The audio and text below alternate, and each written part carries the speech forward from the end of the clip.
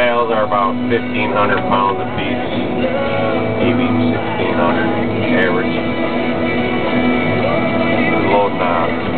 Loading the walker floor. Put some loose sheet iron on the bottom. We top it off with some bales and we send it out to the shredder and shred it up.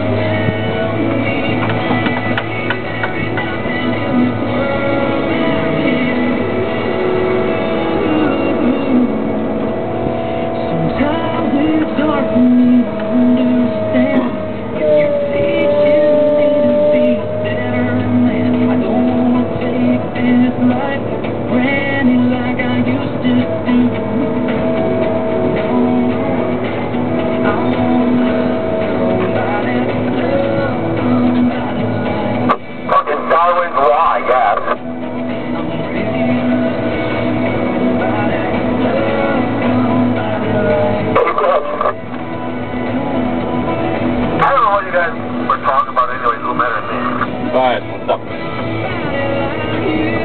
Well, I went to move the Uke. I don't know why I fucking parked right next to it. I fucking...